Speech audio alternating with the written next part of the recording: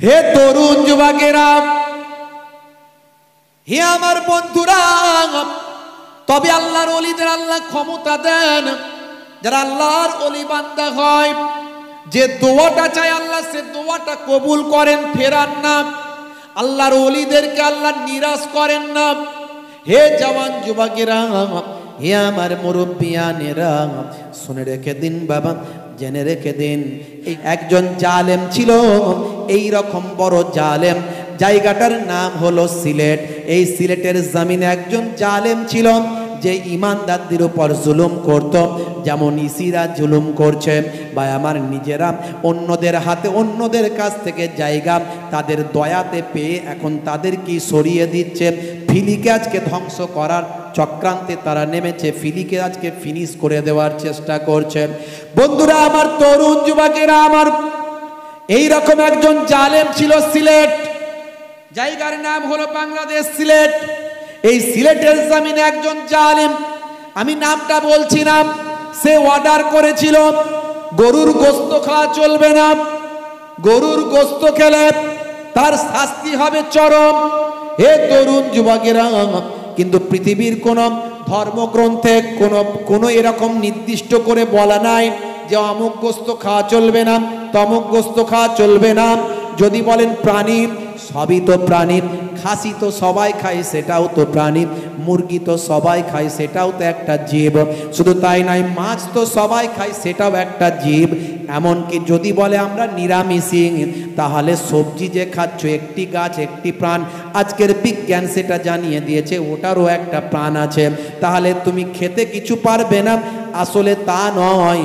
কিছু মানুষের এটা একটা চক্রান্ত বাবা, একদিকে চলে ভাই আমার, একদিকে চলে রাজনীতি, রাজনীতির স্বার্থে এই সমস্ত ধর্মীয় জিনিসকে মানুষের কাছে পৌঁছে দিয়ে নিজেদের চেয়ারের জন্য তারা লড়াই করে।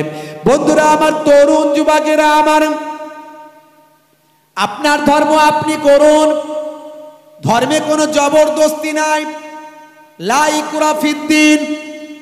ইসলাম শান্তির কথা বলেছে, ISLAM Islam, I for I, S for should, L for love, A for all, M for mankind, I should love all mankind। অর্থাৎ আমার উচিত সারা বিশ্বের মানুষকে ভালোবাসা।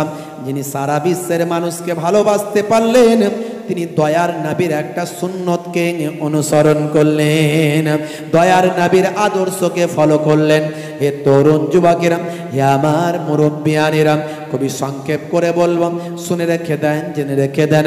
ইসলাম শান্তির কথা বলেছে, অথচ কিছু মানুষ তারা ভাই আমার বিভাজন করার জন্য, ক্ষমতার জন্য, বিদ্বেষ তৈরি করার জন্য বিভিন্ন বিরূপ মত প্রতিক্রিয়া তৈরি করে বাবা, বিরূপ মত প্রকাশ করে। এই রকম অর্ডার ছিল, গরুর গোশত খাওয়া চলবে না।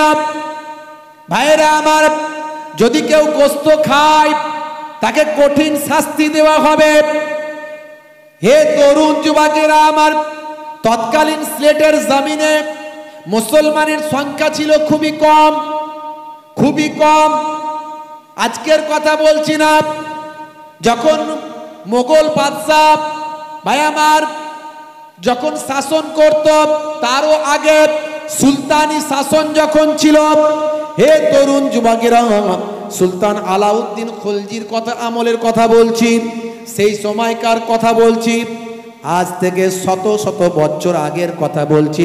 সিলেটের জমিনে মুসলমান তেমন বাস করতো না।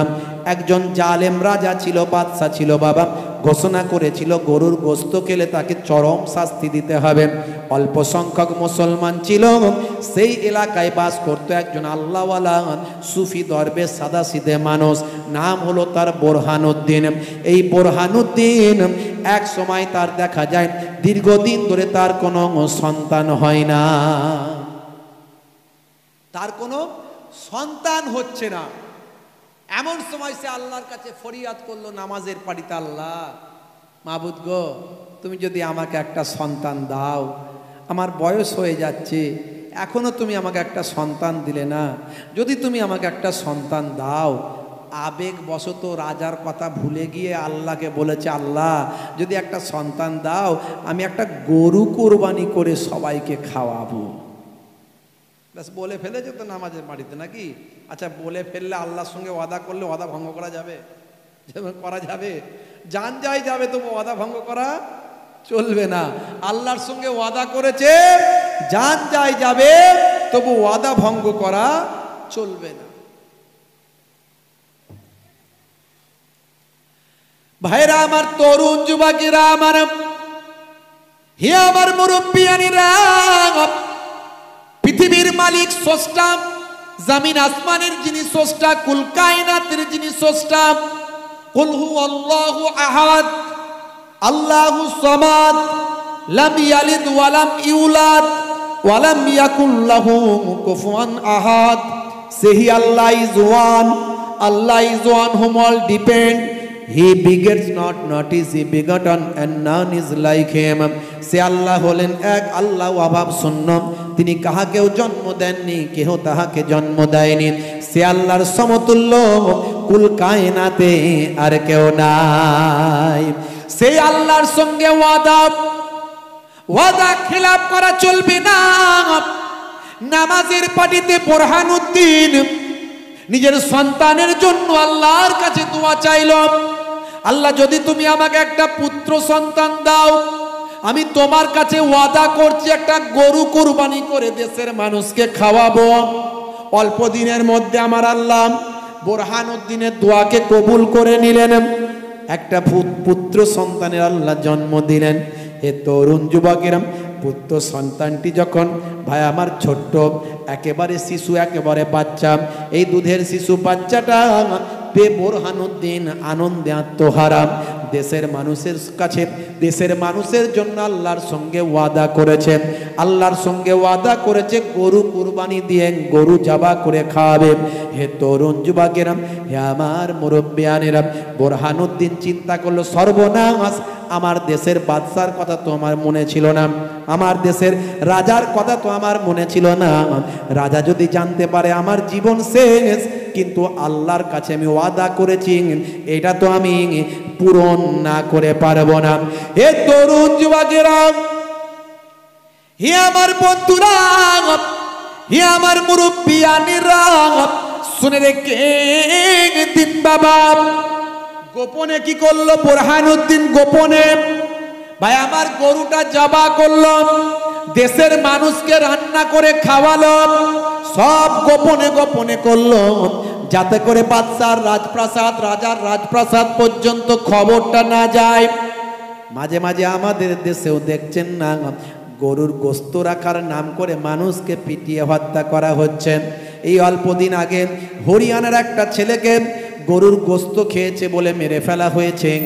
মাত্র 2-1 দিন আগে খবরের কাগজে পাওয়া গেল, 2-1 দিন আগে নিউজে দেখা গেল, আসলে সে যা গোস্ত খাওয়ার কথা বলা হচ্ছে, সে কিন্তু গরুর গোস্ত ভক্ষণ করেনি, কেবলমাত্র তার উপরে ইলজাম দিয়ে, মিথ্যা বদনাম দিয়ে তাকে পিটিয়ে হত্যা করা হলো।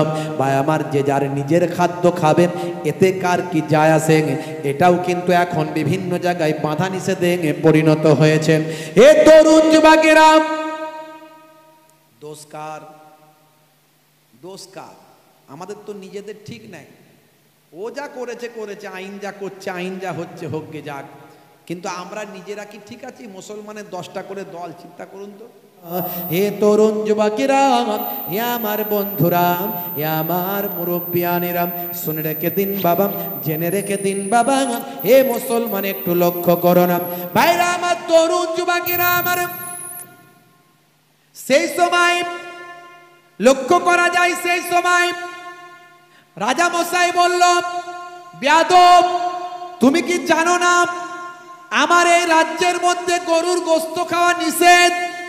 তুমি এত বড় পাপ করেছো, তোমাকে চরম শাস্তি দিতে হবে। হে তরুণ যুবকেরা, বন্ধুরা আমার, তরুণ যুবকেরা আমার, বোরহানুদ্দিনকে বলল, ঠিক আছে, তোমার সন্তানকে নিয়ে আসো। ভাইরা আমার, সন্তানকে দেখালে যদি ক্ষমা হয়ে যায়, সন্তানকে দেখালে যদি আমার গোনা মাফ হয়ে যায়, মহা অন্যায় করে ফেলেছি, গরুর গোস্ত তৈরি করে মানুষকে খাইয়েছি। আহারে, যে সন্তানের জন্য গরুর গোস্ত মানুষকে খাইয়েছি, সে সন্তানকে আনার কথা বলা হলো। সন্তানকে দেখালে, সন্তানকে দেখে যদি জালেম বাদশার হৃদয়টা বিগলিত হয়। এই চিন্তা করেন বোরহানুদ্দিন সন্তানকে নিয়ে রাজপ্রাসাদে গেল। হে তরুণ যুবকেরা, হে আমার মুরব্বিয়ানেরা, সন্তানকে দেখে রাজামশাইয়ের মাথাটা আরো গরম হলো, আরো কঠিন হয়ে গেল।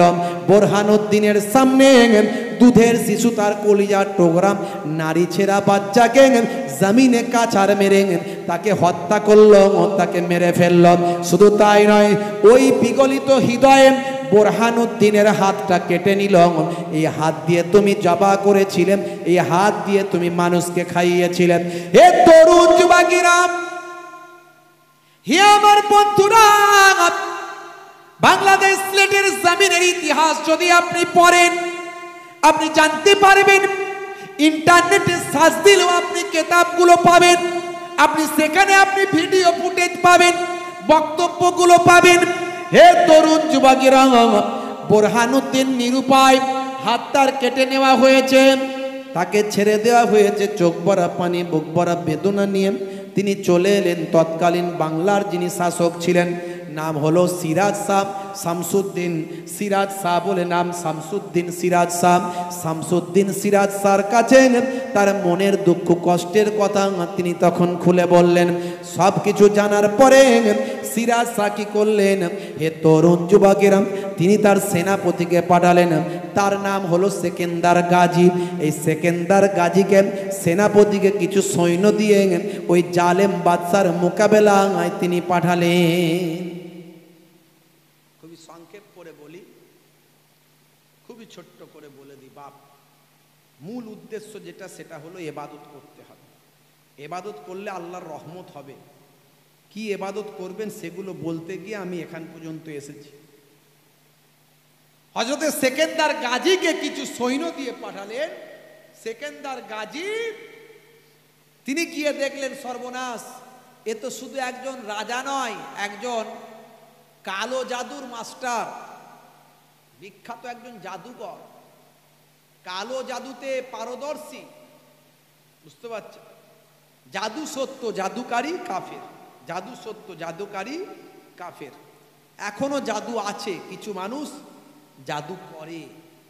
এই জন্য যখন কেউ আপনার মনে হবে যে আমাকে কেউ জাদু করেছে, এই জাদু থেকে বাঁচার জন্য 11টা আয়াত বিশিষ্ট সূরা নাস আর সূরা ফালাক পড়ে আপনার শরীরে ফুঁক দেবেন।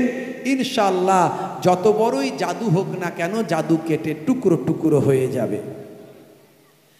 বন্ধুরা আমার, তরুণ যুবকেরা আমার, ওই রাজা মশাই মারাত্মক কালো জাদুতে পারদর্শী ছিল। সিলেটে ঢোকার আগে ভাইরা আমার, তরুণ যুবকেরা আমার, একটা নদী পড়বে বিরাট বাংলাদেশে। হে তরুণ যুবকেরা, সেই নদীতে কালো জাদুর জাল বিছিয়ে রাখলো। সেনাপতি সেকেন্দার শাহ এই কালো জাদুর জাল ভেদ করার চেষ্টা করলেন, পারলেন না। মারাত্মক জাদুবিদ্যায় পারদর্শী ছিল, শক্তিশালী ছিল। তিনি ফিরে চলে এলেন। ফিরে চলে এসে শামসুদ্দিন শাহকে বললেন, শামসুদ্দিন সিরাজ শাহকে বললেন, ও আমার বাদশাহ, ও বাংলার বাদশাহ, শুনে রেখে দেন, এই আমি সেকেন্দার শাহ এই সিলেটের যে রাজা আছে, জালেম রাজার সঙ্গে মোকাবেলা করতে পারবো না। কারণ অস্ত্র দিয়ে মোকাবেলা করা যাবে না, তার জালেম বাদশার কালো জাদুবিদ্যার সঙ্গে মোকাবেলা করতে গেলে একজন আল্লাহর ওলি বান্দার প্রয়োজন হবে। বন্ধুরা আমার, তরুণ যুবকেরা আমার, কোনো ওলি বান্দা খুঁজে পাওয়া যাচ্ছে না। এই জাদুবিদ্যার সঙ্গে মোকাবেলা করবে কে? মুসা কালিমুল্লাহ ফেরাউনের জাদুকরদের সঙ্গে মোকাবেলা করেছিলেন। কথা ঠিক না ভুল? মুসা কালিমুল্লাহ ফেরাউনের জাদুবিদ্যার সঙ্গে মোকাবেলা করেছিলেন। জাদুকরদের যত সাপ নিয়ে এসেছিল, মুসা কালিমুল্লাহ হাতের লাঠিটা ছেড়ে দিল, দেওয়ার সঙ্গে সঙ্গে বিশাল অজগর সাপ সমস্ত জাদুকরদের জাদুর সাপকে খেয়ে ধ্বংস করেছিল। কথা ঠিক না ভুল? বন্ধুরা আমার, তরুণ যুবকেরা আমার, হে আমার মুরব্বিয়ানেরা, শুনে রেখে দিন বাবা, জেনে রেখে দেন হে মুসলমান। শুধু তাই নয় বাবা, ভাইরা আমার, মুসা কালিমুল্লাহর জামানাতে একজন মানুষ ছিল বাবা, একজন মানুষ যে সমুদ্রে যখন নামতো, সমুদ্রের তলা থেকে হাত দিয়ে মাছ তুলত আর আকাশে সূর্যতে পায় আমার মাছটা ভেজে নিয়ে খেয়ে নিত। আর যখন তার ভাই আমার পানির প্রয়োজন হতো, খাওয়া দাওয়ার পরে পানির প্রয়োজন হলে সে কি করত, হাতের লাঠি নিয়ে আকাশের মেঘমালায় মেরে সেখান থেকে পানি খেত। মানে মানুষটা কত লম্বা ছিল একবার ভাবুন। তরুণ যুবকেরা আমার, আগামীকাল আমি গোকনায় আসবো, যদি সম্ভব হয় সেখানে ডিটেলস বলবো। এই মানুষটাকে মুসা কালিমুল্লাহ কিভাবে ধ্বংস করেছিলেন। মানুষটার বয়স ছিল ৩,৫০০ বছর। তখনকার মানুষ এরকমই কিন্তু বাঁচত, কেউ কম কেউ বেশি। বন্ধুরা আমার, তরুণ যুবকেরা আমার, মুরব্বিয়ানেরা আমার, হে জওয়ান যুবকেরা, আল্লাহর যারা মাহবুব বান্দাগণ, তাদের আল্লাহ অনেক ক্ষমতা দেন। সেকেন্দার শাহ গাজী সেই সময় বলেছিলেন, হে আমার বাদশাহ, একজন কামেল আল্লাহর ওলি দরকার। ওই জালেম বাদশার সঙ্গে মোকাবেলা করার জন্য একটা কামেল আল্লাহর ওলি দরকার। কিন্তু আল্লাহর ওলি তো খুঁজে পাওয়া বড় মুশকিল। ভাই আমার, আল্লাহওয়ালা মানুষ পাওয়া যাবে, কিন্তু ওলি বান্দা পাওয়া মুশকিল, যার জাবানের দোয়াটা এট এ টাইম কবুল ও মঞ্জুর হয়ে যাবে। ভাইরা আমার, তরুণ যুবকেরা আমার, বুরহানুদ্দিন কি করলেন, দিল্লির সুলতানের কাছে চলে গেলেন, কাটা হাত নিয়ে দিল্লির সুলতানের দরবারে গিয়ে আশ্রয় প্রার্থনা করলেন।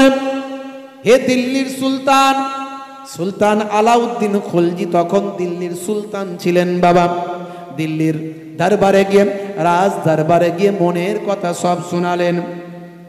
আল্লাহ তোমার কাছে ডাকি বারে বার, করুণা আমার উপর করো একবার। তোমারই করুণা এলে এই জীবনে, সন্তান পেলে হৃদয় জুড়াবে। তোমারই করুণা এলে এই জীবনে, সন্তান পেলে হৃদয় জুড়াবে। দাও খোদা একটা সন্তান আমারে, গরু দিয়ে আকিকা করব তাহলে। আল্লাহ কবুল তার করলো দোয়া, আল্লাহ কবুল তার করলো দোয়া, ফুটফুটে সন্তান জন্ম দিয়া। জোরে হবে না? আরে জোরে হবে না? সুলতান আলাউদ্দিন খলজির কাছে যাওয়ার পরে তিনি যা বলেছেন আমি আমার একটু কলমে তুলে ধরার চেষ্টা করেছি। মনকে দে যায়, প্রাণকে দে যায়, হৃদয়কে দে যায়। ও গো সুলতান, আমি বোরহান, সিলেট বাড়ি আমার। মনকে দে যায়, প্রাণকে দে যায়, হৃদয়কে দে যায়। ছিল না সন্তান আমার, মান্যত করিয়া বারবার। লাল মোর পেলাম তারপর, গাবি যাবে খাওয়ালাম সবার। একই অপরাধ করলাম আমি, রাজা জুলুম করে হায়। সন্তান আমার জবা করে, হাতটা মোর কাটায়। মনকে দে যায়, প্রাণকে দে যায়, হৃদয়কে দে যায়। মনকে দে যায়, প্রাণকে দে যায়, হৃদয়কে দে যায়। এ তরুণ যুবকেরা, হে আমার বন্ধুরা, শুনে রেখে দিন বাবা, জেনে রেখে দেন। হে মুসলমান, একটু লক্ষ্য করুন, খুবই সংক্ষেপ করে বলি, ছোট্ট করে একটুখানি জানিয়ে দিই বাবা। এমন সময় সুলতান আলাউদ্দিন খলজি সেই সময় বললেন, কে আছো বাবা, কে আছো বাবা? আমার দেশের মধ্যে কে একজন আল্লাহর ওলি কি নাই বাবা, যে আল্লাহর ওলি ওই জালেম বাদশার সঙ্গে মোকাবেলা করতে পারে? ওই আল্লাহর ওলি, যে আল্লাহর ওলি ওই জালেম বাদশার সঙ্গে মোকাবেলা করতে পারে। এমন সময় রাতের অন্ধকারে দিনের বেলা চারিদিকে খোঁজাখুঁজি শুরু হলো। ভাই আমার আল্লাহর ওলি কেউ আছেন, তাকে খোঁজার জন্য চারিদিকে সৈন্যরা ছড়িয়ে পড়ল। একদিনকার ঘটনা দেখতে পাওয়া যায়, পুরো দিল্লির জমিনে ঝড় চলছে, ঝড়, মারাত্মক তুফান, সমস্ত আলো নিভিয়ে গেছে। তখনকারের যুগে তো আর কারেন্ট ছিল না, তখনকারের যুগে ভাই আমার ওই আপনার আগুন ছিল, মানে যেগুলো লম্প বলতে পারেন বা কোনো বাতি বলতে পারেন, এই ধরনের আলোগুলো ছিল। প্রচণ্ড ঝড়ঝড়িকায় পুরো দিল্লিটা অন্ধকার হয়ে গেছে। ভাই আমার, দোস্ত আমার, কিন্তু সৈন্যরা খুঁজে বেড়াচ্ছে, দেখা যাক এই রাতের অন্ধকারে, এই প্রচণ্ড ঝড়ঝড়িকায়, প্রচণ্ড তুফানের মধ্যে কোনো আল্লাহর ওলি বান্দার সন্ধান পায় কিনা। দিল্লির সুলতান বলে কথা, সুলতান আলাউদ্দিন খলজি তিনি খবর পাঠিয়েছেন, তিনি চেষ্টা করছেন কোনো আল্লাহর ওলির সন্ধান পাওয়া যায় কিনা, যে সিলেটের জালেম বাদশার কালো জাদুর বিরুদ্ধে লড়াই করতে পারবে। হে তরুণ যুবকেরা, এমন সময় খুঁজতে খুঁজতে দেখা যায় একটা তাঁবুর ভিতর এই প্রচন্ড ঝড়েতে আলো জ্বলছে, আলো। সেই তাঁবুর ভিতর আলোটা নিভিয়ে যায়নি, শুধু তাই নয়, সমস্ত জায়গায় পানি হচ্ছে। ওই তাঁবুর ওপরে একটু পানিটা পড়ছে না। কোনো ঝড় ঝটিকা তুফান ওই তাঁবুকে আঘাত করে না। বাইরা আমার তরুণ যুবকেরা, ওই তাঁবুর কাছাকাছি গিয়ে দেখেন আমাদেরই একজন সৈন্য, আমাদেরই একজন সৈন্য, আমাদের সেনা সৈন্যদের দলেতে তিনি চাকরি করেন, কিন্তু আল্লাহর মাহবুব বান্দা, তিনি হলেন আল্লাহর ওলি বান্দা, নাম হলো হজরতে সৈয়দ নাসির উদ্দিন। তিনি আল্লাহর ওই তাঁবুর ভিতরে প্রচণ্ড ঝড় ঝটিকায় ওই ভাই আমার ঝড় ঘরের ভিতরে সামান্য প্রদীপের আলোতে আল্লাহর কালামুল্লাহ পাক তেলাওয়াত করেছে। জোরে হবে না? আর জোরে হবে না? সৈন্যরা বলল, হুজুর আপনাকে তো আমরা বুঝতে পারিনি, আপনি আমাদের ভিতরে সৈন্যদের দায়িত্ব পালন করছেন, আর এত বড় আপনি আল্লাহর ওলি আমরা তো কোনোদিন জানতাম না।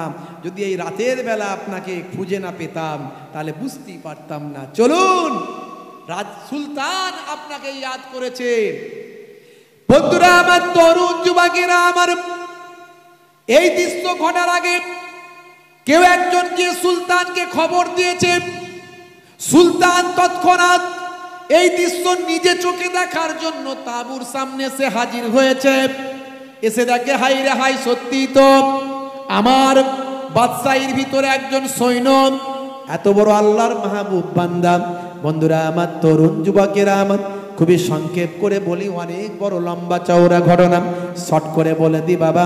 সেই আল্লাহর মাহবুব বান্দার আন্ডারে তিনি ভাই আমার 3000 সৈন্য তিনি দিলেন, দিয়ে বললেন, যান ও সৈয়দ নাসির উদ্দিন, আপনি আল্লাহর মাহবুব বান্দা, ওই জালেম রাজা জুলুম করছে মানুষের উপর, নিরীহ মানুষের উপর, বিভিন্ন খাওয়া নিয়ে, এটা নিয়ে, ওটা নিয়ে তাদের উপর জুলুম করছে, যান সেখানে গিয়ে তাকে পরাস্ত করে, তার কাছে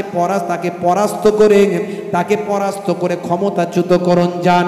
ভাইরা আমার, তরুণ যুবকেরা আমার, হযরতে সৈয়দ নাসির উদ্দিন 3000 সৈন্য নিয়ে এই বাংলার জমিনের দিকে, সিলেটের জমিনের দিকে গমন করলেন। ওদিকে বোরহানউদ্দিন তিনি দিল্লির নিজামউদ্দিন আউলিয়া আল্লাহর মাহবুব বান্দার দরবারে গেলেন। খুবই সংক্ষেপ, ছোট করে, একদম লম্বা চওড়া নয়, একদম সংক্ষেপ করে বলে দি বাবা আমার, তরুণ যুবকেরা আমার, মুরব্বিয়ানেরা আমার, হে জওয়ান যুবকেরা, হে আমার বন্ধুরা, হে আমার মুরব্বিয়ানেরা, শুনে রেখে দিন বাবা। এমন সময় দেখতে পাওয়া যায় হযরতে বোরহানউদ্দিন দিল্লির নিজামুদ্দিন আউলিয়া হুজুরের দরবারে এসেছেন। তখন সেই দরবারে উপস্থিত ছিলেন কে জানেন? তিনি আর অন্য কেউ নন, তিনি হলেন হযরতে শাহজালাল ইয়ামানি রাহমাতুল্লাহ আলাইহি। তিনি ইয়ামান থেকে দিল্লির জমিনে এসেছিলেন। এই ঘটনাখানা যখন শুনলেন তখন হযরতে শাহজালাল ইয়ামানি হুজুর তিনি ইজাজত নিলেন নিজামুদ্দিন আউলিয়া হুজুরের কাছে, আপনি যদি অনুমতি দেন তাহলে জালেম বাদশার বিরুদ্ধে গিয়ে, রাজার বিরুদ্ধে গিয়ে আমি শাহজালাল ইয়ামানি আমি মোলাকাত করব। হে তরুণ যুবকেরা, হযরত নিজামুদ্দিন আউলিয়া অনুমতি দিলেন এবং দুটো কবুতর দিলেন, পায়রা দিলেন। আজও সেই পায়রার বংশধর সিলেটের জমিনে শাহজালাল ইয়ামানি হুজুরের রওজা মোবারকের আশপাশে বেষ্টন করে আছে, আপনারা দেখবেন গেলে কোনোদিন। বন্ধুরা আমার, ওই পায়রা দুটো হুজুর পুষেছিলেন। হুজুরের কাঁধে বসতো, গালে বসতো, হুজুরের কাঁধে বসতো, মাথায় বসতো, হাতে বসতো, হাত পেতে দিলেই হাতে চলে আসতো। ওই পায়রা দুটোকে তিনি খুব যত্ন করতেন, পায়রা দুটোকে খুব ভালোবাসতেন। এই পায়রা নিয়ে অনেক ঘটনা, অনেক গল্প, আমি সে কথাই যাচ্ছি না, একদম বাস্তব তথ্যটা দিচ্ছি, ইতিহাস থেকে বলছি বাবা, মনে করবেন না কোনো গল্প বলছি, এটা ইতিহাস তথ্য বলছি, আপনি জানবেন, পড়বেন, বুঝতে পারবেন। হে তরুণ যুবকেরা, শাহজালাল ইয়ামানি হুজুর চলে গেলেন ইয়ামানে। ইয়ামান থেকে প্রস্তুত হয়ে তিনি বাড়ি থেকে যখন বেরোলেন, পথে সিলেট পর্যন্ত আসার আগে 313 জন তার ভক্ত মুরিদ বীর যোদ্ধা আমার 313 আল্লাহর ওলি শাহজালাল ইয়ামানির কাছে এসে হাজির হয়। হযরতে শাহজালাল ইয়ামানি ইয়ামান থেকে যখন বেরিয়েছিলেন, তিনি মাত্র বেরিয়েছিলেন, আর যখন সিলেটের জমিনে এসে পৌঁছালেন, পথে রাস্তাঘাটে তার ভক্ত শিষ্যের পরিমাণ হয়ে দাঁড়ালো 313 জন।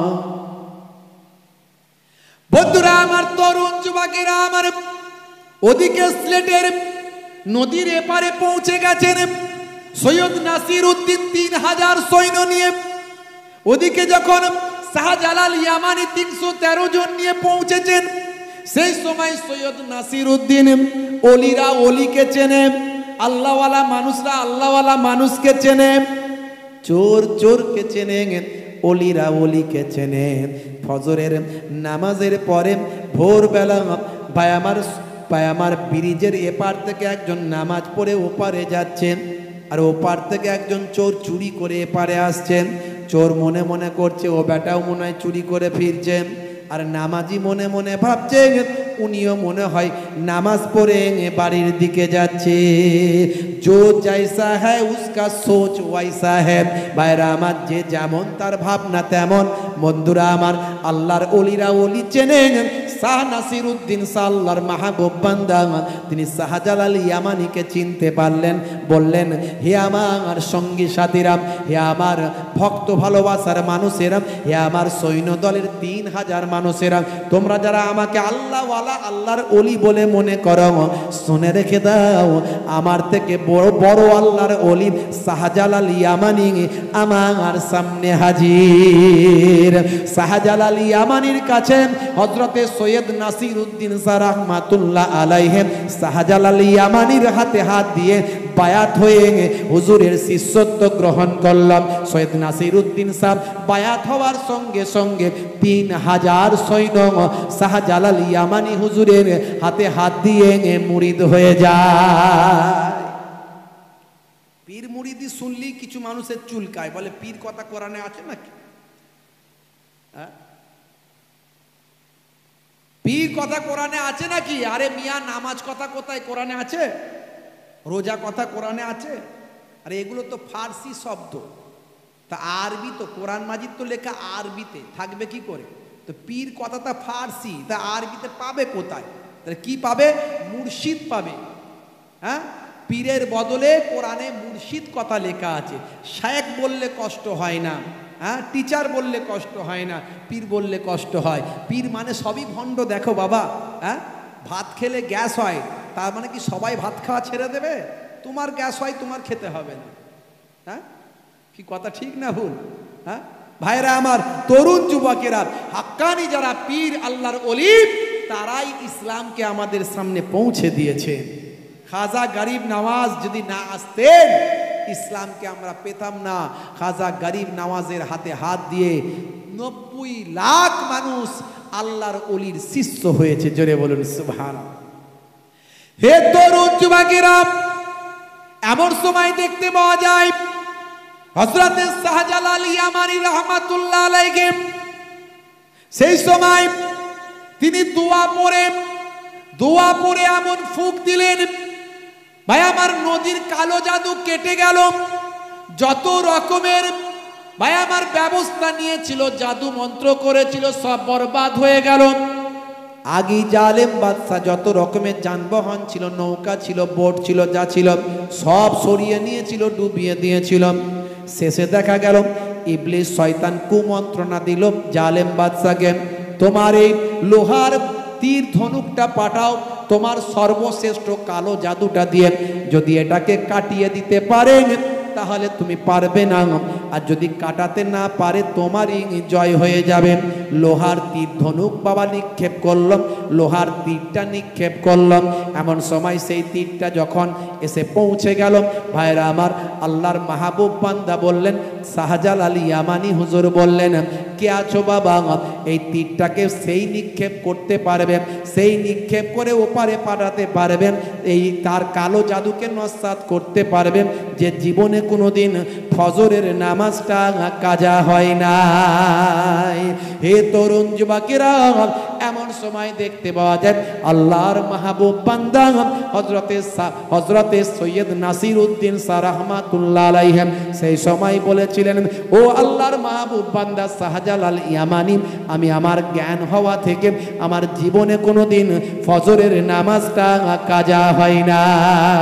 হযরতে সৈয়দ নাসির উদ্দিন শাহ রাহমাতুল্লাহ আলাইহি সেই লোহার তীরটাকে নিক্ষেপ করে কালো জাদু শেষ অস্ত্রটাও ধ্বংস করে দিয়েছিলেন।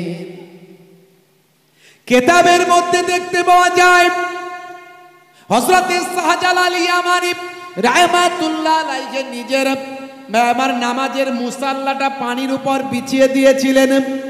কোন রকম যানবাহন ছিল না, বোট ছিল না। আল্লাহর মাহবুব বান্দাদের আল্লাহ ক্ষমতা দিয়েছেন, আমি এর প্রমাণ অনেক দিয়েছি বাবা। পিসি সরকারের ম্যাজিক বিশ্বাস করতে তোমার কোনো অসুবিধা নাই। আল্লাহর ওলিদের কারামত যদি বলি তখনই নাক সিটকাও মুসলমানের ছেলে, তুমি লজ্জা করে না? নবীর মুজিজা ছিল না? ছিল না।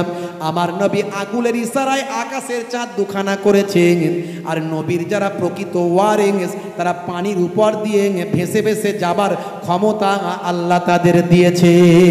তুমি নবীরটা বিশ্বাস করলে আল্লাহর ওলি বান্দার কেন বিশ্বাস করলে না? পিসি সরকারেরটা বিশ্বাস করছো, পিসি সরকারের ম্যাজিক তোমার বিশ্বাস হয়, আল্লাহর ওলিদের বেলায় তুমি কেন মুখ সিটকাও? হে তরুণ যুবকেরা, তার মধ্যে তোমার ইমানের কমজোরি আছে, এটা বিশ্বাস করতে হবে। আল্লাহর ওলি বান্দাদের আল্লাহ অনেক ক্ষমতা দিয়েছে। ভাইরা আমার, তরুণ যুবকেরা আমার, বুখারী শরীফের হাদিসের মধ্যে এসেছে, অন্যান্য হাদিসের মধ্যে এসেছে, মান আদালি ওলিয়ান ফাকাদ আযানতুহু বিল হারাম। কে আছো বাবা? ওলি বান্দার সঙ্গে শত্রুতা করো, আমি আল্লাহর সঙ্গে কিয়ামতের দিনে যুদ্ধ করার জন্য তৈরি হয়ে যাও।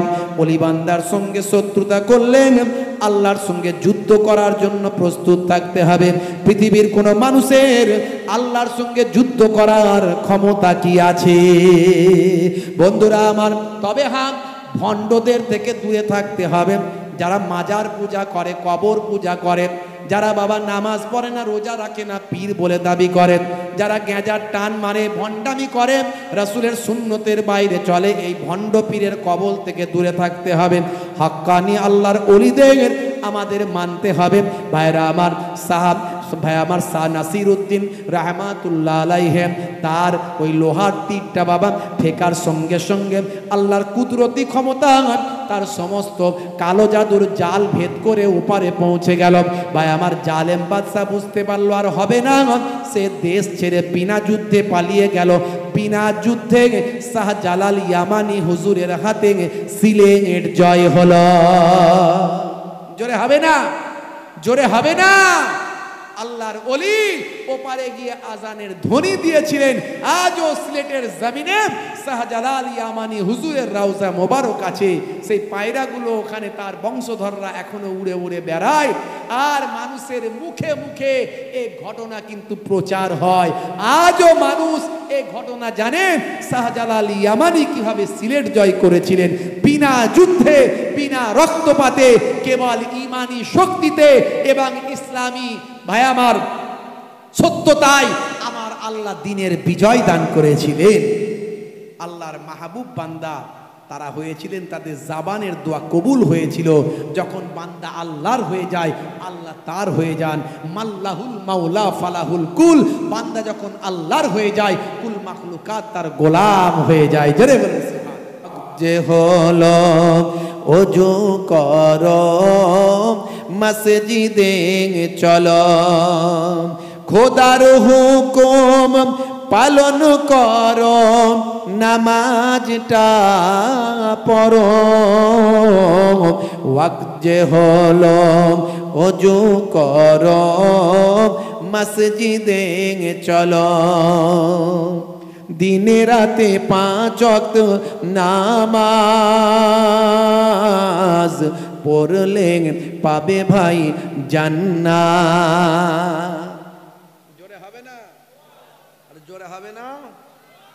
ফজরের সময় হলে মসজিদে যাও তুমি চলে, থেকো না বিছানায় শুয়ে, খোদা দেন রহমত ঢেলে।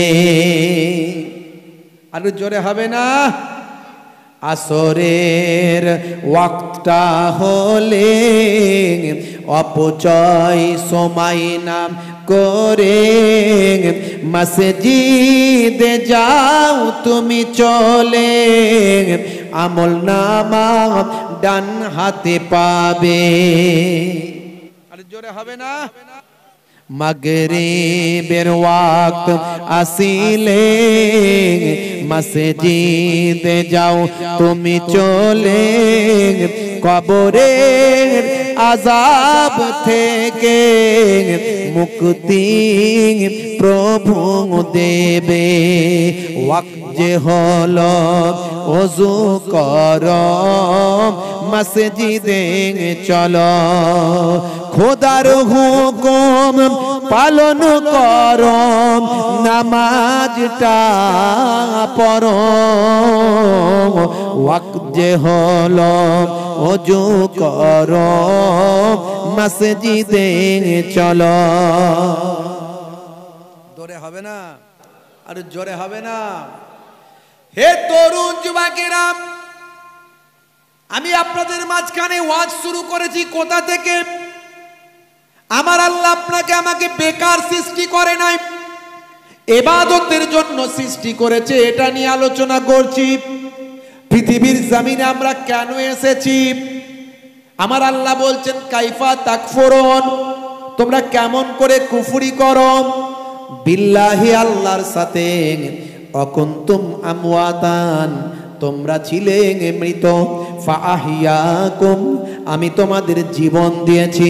সুম্মা ইউমিতুকুম, আবার তোমাদের মৃত্যু দেব। এই পৃথিবী থেকে আমরা মারা যাব। কথা ঠিক না ভুল? সারা জীবন কি কেউ বাঁচবে বাবা? বাঁচবে না। সুম্মা ইউহয়িকুম, এই পৃথিবী থেকে আবার মারা যাওয়ার পরে এক সময় আমাদের জিন্দা করা হবে। মানুষ মারা গেলে 6 ঘন্টা পর থেকে ডেড বডির পচন শুরু হয়। আমি বলছি না, সায়েন্স বলছে। যখন বিদেশে কেউ মারা যায়, তখন তাকে দেশে যখন আনা হয়, 2 দিন 3 দিন পার হয়ে যায়, ডাক্তারের একটা ইনজেকশন করে দেয়। ইনজেকশনটার নাম হলো ফরমালিন ইনজেকশন। এই ইনজেকশনটা করার পরে শরীরের গোস্তগুলো সব টাইট হয়ে যায় আর কালো হয়ে যায়। 2-3 দিন পরে বাড়িতে তাকে নিয়ে এসে দাফন কাফন করা হয় যাতে পচে না যায়। হে তরুণ যুবকেরা, হে আমার বন্ধুরা, শুনে রেখে দিন বাবা, জেনে রেখে দেন। হে মুসলমান, একটু শুনুন ভাইরা আমার, তরুণ যুবকেরা আমার, মুরব্বিয়ানেরা আমার, লক্ষ্য করুন বাপ, তরুণ যুবকেরা খেয়াল করুন ভাইরা আমার, মানুষ মারা গেলে 6 ঘন্টা পর থেকে ডেড বডির পচন শুরু হয়। কবরে দেওয়ার 24 ঘন্টা পরে পায়ুদার দিয়ে ভিতরের শরীরের ভিতরের যে পোকাগুলো থাকে বেরিয়ে যায়। আর মাত্র 3 দিন পরে সবচেয়ে আগে নাকটা পচে যায়, তারপরে 6 দিন পরে নখগুলো সব খুলে খুলে ঝরে যায়, মাত্র 9 দিন পরে শরীরের লোমগুলো চুলগুলো সব ঝরে ঝরে পড়ে যায়, মাত্র 17 দিন পরে পেটটা ধুম করে বাস্ট হয়ে যায়, ফেটে যায়, কম বেশি 17 দিনের মধ্যে। তারপরে 60 ডেজ, মাত্র 2 মাসের মধ্যে শরীরের যত গোস্তগুলো আছে সব পোকা খেয়ে পড়ে সব শেষ করে দেয়, খেয়ে মেখে সব শেষ করে দেয় শরীরের গোস্ত, কেবল কঙ্কালটা বাকি থাকে। এ তরুণ যুবকেরা, এই হলো মানুষের অবস্থা। কিন্তু আবার আপনি দেখবেন, এই মাত্র আমি কয়েকদিন আগে দেখেছি, হে জওয়ান যুবকেরা, বাংলাদেশের জমিনে 28 বছর পর কবরটা থেকে তোলা হয়েছে বাবা ডেড বডি কবর থেকে তোলা হয়েছে বাবা, কবর থেকে তুলে অন্য জায়গায় শিফট করা হবে। অনেকগুলো কবর তোলা হয়েছে, তার মধ্যে একটা কবর দেখতে পাওয়া যায়, তার জেসেমের ভাই আমার শরীরে যে কাফনের কাপড়টা ছিল, সেই কাফনের কাপড়টাও পর্যন্ত ময়লা হয়নি। জিসেম শরীর পোকা খেয়ে পচে নষ্ট হওয়া তো দূরের কথা, কাফনের কাপড়টাও টাটকা আছে। যেন মনে হচ্ছে কিছু সময় আগে তাকে দাফন করা হয়েছিল, কিছু সময় পরে তাকে তোলা হলো। একসঙ্গে অনেকগুলো বডি তোলা হয়েছে, সবগুলো বাবা হাড় হাড্ডি পর্যন্ত পোকামাকড় খেয়ে নিয়েছে। ভাই আমার, কিছু কেমন গোড়াগুড়ি গুঁড়ো গাড়া পাওয়া হয়তো গেছে, কাফনের কাপড়ের কোনো অস্তিত্ব নাই। আর তারই মাঝখানে একটা ডেড বডি, একটা জেসেম এইভাবে 28 বছর পর পাওয়া গেছে। এলাকার আলেম ওলামারা, আল্লাহর নেক বান্দারা, তারা এক বাক্যে স্বীকার করেছে, যারা আল্লাহর মাহবুব বান্দা হয়, আমার আল্লাহ কোরআন মাজিদে জানিয়ে দেন, লা খাউফুন আলাইহিম ওয়ালা হুম ইয়াহজানুন, তাদের কোনো ভয় নাই, আল্লাহ বলেন তাদের কোনো চিন্তা নাই। जमीन मैली नहीं होती, जमन मैला नहीं होता, जमीन मैली नहीं होती, जमन मैला नहीं होता, मोहम्मद के गुलामों का कफन मैला नहीं होता। जोरे হবে না? তাহলে আল্লাহ বলছেন, বান্দারে তোদের আমি ইবাদতের জন্য পাঠিয়েছি, ইবাদতটা যদি আমার নবীর দেখানো পথে হয়, সেই ইবাদতটা আমার দরবারে গ্রহণ হয়, ওই ইবাদতটা করলে তোমার সংসার করা হয়, ওই ইবাদতটা করলে তোমার কাজ করা হয়, ওই ইবাদতটা করলে তোমার ব্যবসা করা হয়। হুজুর ব্যবসাটা কেমন ভাবে করব? আল্লাহর নবী ব্যবসা শিখিয়ে দিয়েছেন, মিফতাহুদ দাওলাতে ফাহুয়াত তিজারা, ধনের চাবিকাঠি হলো হালাল ব্যবসা। যখন তুমি ব্যবসাটা করবে মানুষকে ঠকাবে না, যখন তুমি ব্যবসাটা করবে মিথ্যার আশ্রয় নেবে না, যখন তুমি ব্যবসাটা করবে ভেজাল মাল মিশাবে না। আল্লাহর নবী নিজে সাহাবাদের পরীক্ষা পর্যন্ত করেছে। কি হলো বাবু? সর্বনাশ করছে। কি হলো? কোথায় কি চলছে? আল্লাহ, দরুদ শরীফ, আল্লাহুম্মা সাল্লি আলা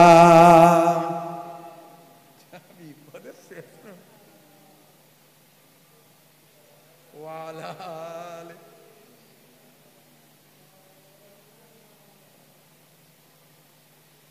ভাইরা আমার, তরুণ যুবকেরা আমার, তাহলে ইবাদতটা হবে নবী আনা তরিকায়। যেমন আমার নবী ইবাদত করা দেখিয়েছেন, তেমন হে তরুণ যুবকেরা, হে আমার বন্ধুরা, শুনে রেখে দিন বাবা, জেনে রেখে দেন, আমার আপনার নবী যেমন ইবাদত করা দেখিয়েছেন তেমন ইবাদত করুন। তেমন নামাজটা আপনাকে আমাকে পড়তে হবে, তেমন রাসূলের দেখানো সুন্নতগুলো মানতে হবে। আপনার আমার কাজ কর্ম, চলাফেরা, হাঁটা, শোয়া সবের মধ্যে নবিয়ানা তরিকায় যদি হয়, সবটা ইবাদত বলে গণ্য হবে। মূল কথাটা বলছি, বাস্তব জীবনে অনেক শুনছেন, যদি আমরা ভালো করে মেনে চলতাম সব এক একজন আল্লাহর ওলি হয়ে যেতাম। কথা ঠিক না? মেনে চললে সব ওলি হয়ে যেতাম। হুজুরও আল্লাহর ওলি, মুরিদও আল্লাহর ওলি, বক্তাও আল্লাহর ওলি, শ্রোতাও আল্লাহর ওলি। এখন কে কতটা মানছে সে জানে আর আল্লাহ জানে। কথা ঠিক না ভুল? কথা ঠিক না ভুল? ভাইরা আমার, আল্লাহর নবী কারোর সঙ্গে কথা বললে তার ইতমিনানে কলব হতো, তার ইতমিনানে কলব হতো, মানে অন্তর পরিতৃপ্তি হতো। আপনার কথায় কি মানুষের অন্তর পরিতৃপ্তি হয়? একটা মানুষ দুঃখের কথা বলছে, অনেকে দেখবেন দুঃখ বেশি লোকের শোনে না, কিন্তু তারটা অন্যকে বেশি শোনায়। এমন লোক আছে না নাই? সে অন্যেরটা বলবেন শুনবে না, আমারটা আপনাকে বলবো আপনি শুনবেন না, কিন্তু আপনারটা সবাইকে আপনি শোনাচ্ছেন। এইরকম লোক আছে না নাই? হ্যাঁ, আমার নবী নিজের দুঃখের কথা আমার নবীর কাছে যখন কেউ বলতো, আমার নবী যতক্ষণ না তার মনের তৃপ্তি হতো ততক্ষণ পর্যন্ত শুনতেন। এই জন্যই যে আমি যদি তার কথাটা না শুনি, বেচারা দুঃখ পাবে, মনটা তার খারাপ হয়ে যাবে। আমার প্রয়োজন হোক বা নাই হোক, সে যখন শোনাচ্ছে আমি একটু শুনি, এই মনে করে নবী আমার কথাটা শুনতেন। এই যে কারো মনের দুঃখ আপনি শুনছেন, নবী শুনতেন বলে, এইটা যদি আপনি নিয়ত করে শোনেন, এটাও আপনার সুন্নতের সওয়াব। রাসূল শুনেছেন বলে শুনছেন, আপনার সওয়াবের, আপনার নামাজ আমলে আল্লাহ লিখে দেবেন। নবী আমার মিষ্টি কথা বলতেন, যখন কারোর সঙ্গে কথা বলতেন সবসময় নবীর মুখটা থাকতো হাসি হাসি, তাবাসসুম হাসি, দাঁত বেরোতো না আর হাহা করেও হাসতেন না। নবী আমার হাসি হাসি মুখটা থাকতো, এটা হলো তাবাসসুম হাসি। বুঝতে পারছেন? মুচকে হাসা যাকে বলে, মুচকে হাসা অ্যাকচুয়ালি। তো নবী আমার এই হাসি হাসি মুখ নিয়ে মানুষের সঙ্গে কথা বলতেন। আর আমি আপনি কি করছি? এমন মুখ ফুক আকার ধারণ করছি, হ্যাঁ, শরীরের ভাগ ভঙ্গিমা এমন করছি, লোক এসে কথা বলার হিম্মত নাই। একটা কথা কেউ বলতে এলো, বলবে কি করে? একদিন একজন ধনী সাহাবী, আমার নবীর ধনী সাহাবী, নবীর কাছে এসেছে একদম গরিবী হালতে। বুঝতে পারছি, মনে হয় আমার নবী গরিব, তো তা আমিও গরিব সেজে ঘুরে বেড়াই। আল্লাহর নবী বললেন, এই সাহাবী, তুমি কি গরিব মানুষ নাকি? বলে, হুজুর না না হুজুর, তোমাকে আল্লাহ ধন দাওলাত দিয়েছে, তুমি সেরকম পোশাক আশাক পরে বেড়াবে। তুমি যদি গরিবই সেজে ঘুরে বেড়াও, তাহলে তোমার কাছে কেউ হাত কি পাতবে? কোনো মানুষ কি তোমার কাছে যাবে? যাবে না, কারণ তুমি তো নিজেই গরিবই সেজে ঘুরে বেড়াচ্ছ। এরকম লোক আছে না নাই? কোটি কোটি টাকার মালিক, জামা দেখলে মনে হবে ও 1 নাম্বার ভিখারি। আছে না নাই? আছে, এরকম আমার দেখা আছে। বুঝতে পারছেন? কোটি কোটি টাকার মালিক, ভিখারি তার কাছ থেকে ভিক্ষা চাইতে লজ্জা করে, বলি মুঝসে বড়া ভিখারি হ্যাঁ, मैं इससे कैसे मांगूंगा। বুঝতে পারছেন? তাহলে যে যেমন তাকে তেমন ভাবে চলতে হবে। নবী আনা তরিকাটা আমাদের বুঝতে হবে, এটাই হলো ইবাদত। জোরে বলুন সুবহানাল্লাহ। আপনি হেসে হেসে কথা বলবেন, মিষ্টি কথা বলবেন, আস্তে আস্তে কথা বলবেন, কারো মনে দুঃখ দেবেন না, এটা আপনার জন্য ইবাদত। হে তরুণ যুবকেরা, হে আমার বন্ধুরা, হে আমার মুরব্বিয়ানিরা, শুনে রেখে দিন বাবা, ভাইরা আমার, তরুণ যুবকেরা, আমার মুসলমানের ছেলে, আপনার স্ত্রীর সঙ্গে একটু প্রেমালাপ করবেন। হে যুবকেরা, মাঝে মাঝে স্ত্রীর সঙ্গে ছোট ছোট কাজগুলো করবেন, স্ত্রীর প্রশংসা করবেন, স্ত্রীর সুনাম সুখ্যাতি করবেন, স্ত্রীর রান্নাটা খেয়ে বলবেন আজকে তোমার হাতের রান্নাটা খুব সুন্দর হয়েছে। এরকম কজন আমরা বলেছি এ পর্যন্ত? একবার বলেন তো দেখি। বলে হুজুর বলা হয়নি। আর যেদিনে ওয়াজ শুনলেন আজকে, কালকে হয়তো স্ত্রীকে বললেন পল্টুর মা তোমার হাতের রান্নাটা খেতে খুব সুন্দর লাগছে। দেখা গেল সেই দিন পল্টুর চাচি সেদিনে খাবারটা পাঠিয়েছিল, গন্ডগোল লেগে গেল। কথা ঠিক না? হ্যাঁ, ভালো লাগবে না? আজকে ফুলটুসির মা দিয়ে পাঠিয়েছে সেই জন্য খেতে ভালো লাগছে, আমার হাতের এতদিন খেয়ে নাম করলে না, বলবে তো? কথা ঠিক না? বল। তাহলে বুঝে সুঝে অ্যাপ্লাই করতে হবে, যেখানে সেখানে অ্যাপ্লাই করলে হবে না। বন্ধুরা আমার, তরুণ যুবকেরা আমার, স্ত্রীর সঙ্গে প্রেমালাপ, মিষ্টি মিষ্টি কথা, সুন্দর বাক্যালাপ, স্ত্রীর প্রশংসা, ঘরটা ঝাড়ু দেওয়া, মাঝে মাঝে ছোট ছোট স্ত্রীর সঙ্গে কাজগুলো করে দেওয়া। হে তরুণ যুবকেরা, ইয়াকুনু ফি মাহানাতে আহলিহি ওয়া ইয়াকুমুল বাইতা ওয়া ইয়াহলিবুনা সাতা ওয়া ইয়াকিতা সাওবাহু ওয়া ইয়াকসিফা নালাহু ওয়া ইয়াহমিলু বিজাতিম মিনাস সুক। আল্লাহর নবী স্ত্রীর সঙ্গে ছোট ছোট কাজগুলো নিজে হাতে করতেন। মাঝে মাঝে ঘরটা নিজে হাতেই নবী আমার ঝাড়ু দিতেন। মাঝে মাঝে নবী আমার ছাগলের দুগ্ধ তার নিজে হাতেই দহন করতেন। নবী আমার ছেঁড়া জুতোগুলো মাঝে মাঝে নিজে হাতেই সেলাই করতেন। দয়ার নবী আমার বাজারে যেতেন, বাজারটা নিজে হাতেই করে নিয়ে বাড়ি ফিরে আসতেন। হে তরুণ যুবকেরা, এই কাজগুলো যদি আপনি করেন, ইবাদতের সওয়াব, সুন্নতের সওয়াবটা নামাজ আমলে লেখা হয়ে যাবে। যাদের ভিতরে সুন্নত পাওয়া যায় তারা কেউ পথহারা হয় না। রাসূলের পথে যারা চলে দুনিয়ায়, বাতিলের বাধা তারা মানে না। নিশীত রজনীতে সেজদাতে যায়, হুসাইনি তাদের নিয়ে ভাবনাতে রয়। বিপদের মাঝে তারা যতই পড়ুক, বিপদের মাঝে তারা যতই পড়ুক, রাসূলের তারিকা ছাড়ে না। যাদের ভিতরে সুন্নত পাওয়া যায় তারা কেউ পথহারা হয় না। রাসূলের পথে যারা চলে দুনিয়ায়, বাতিলের বাধা তারা মানে না।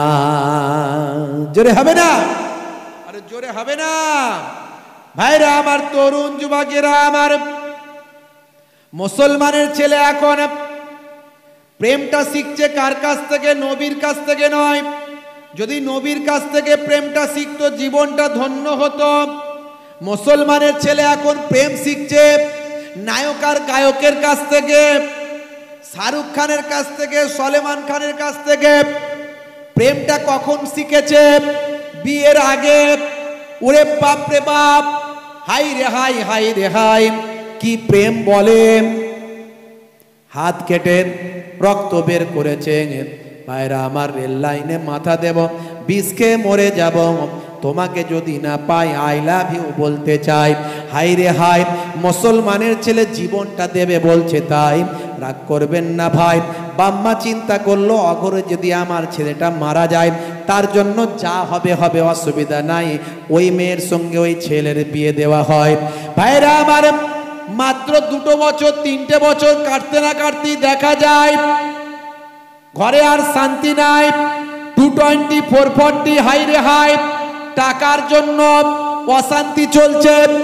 স্ত্রী ডিমান্ড করছে এটা লাগবে ওটা লাগবে, এই সোনা গয়না আনো, ওই শাড়ি আনো, ওই অমুক আনো, ওই সালোয়ারটা চাই, ঘরটা এমন ভাবে করতে হবে, ডিজাইনটা এমন ভাবে বানাতে হবে, সন্তান হলে সন্তানের সাইকেল আনতে হবে, এই গাড়ি কিনতে হবে, এই করতে হবে।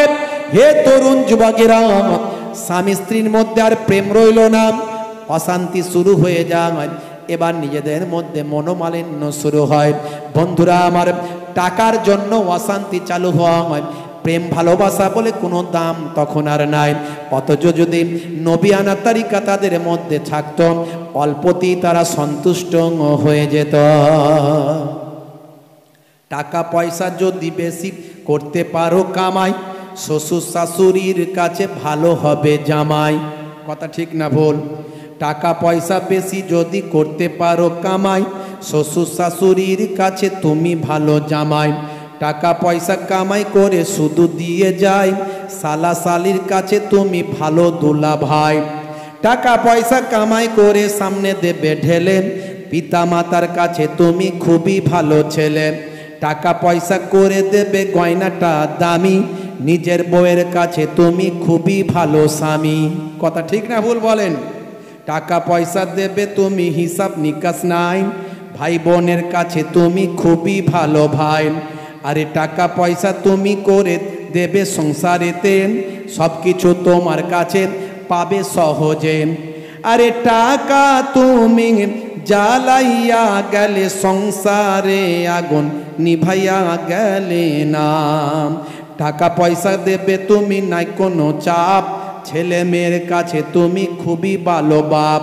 টাকা পয়সা কামাই করে দেবে নতুন জামা, ভাগনা ভাগ্নির কাছে তুমি খুবই ভালো মামা। টাকা পয়সা কামাই করে দিবে ডজন ডজন, আত্মীয় ভাইদের কাছে তুমি ভালো স্বজন। টাকা ধরো টাকা ধরো টাকা কামাই করো, টাকার মূল্য বুঝেছি ভাই হয়েছি যখন বড়। কথা ঠিক না ভুল? বন্ধুরা আমার, তরুণ যুবকেরা আমার, টাকার অভাব যখন হয় স্বামী স্ত্রীর প্রেম ভালোবাসা গায়েব হয়ে যায়। কথা ঠিক না ভুল? ঘরে শুধু সংসারে শুধু ঢিসুম ঢাসাম 224 আছে না নাই? রাত্রে 9টা বাজলে দেখবেন গুপ গাপ লেগে গেছে।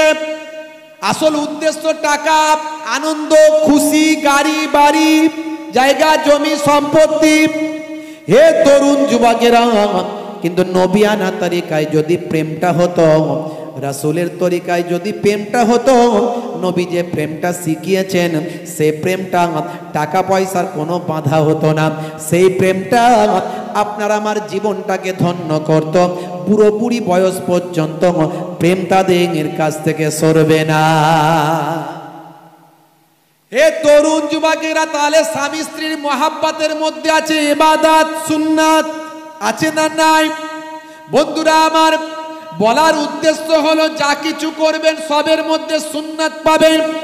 ঘুম থেকে ওঠা থেকে ঘুমাতে যাওয়া পর্যন্ত যদি নবিয়ানা তরিকায় হয়, ইবাদতের সওয়াব হয়।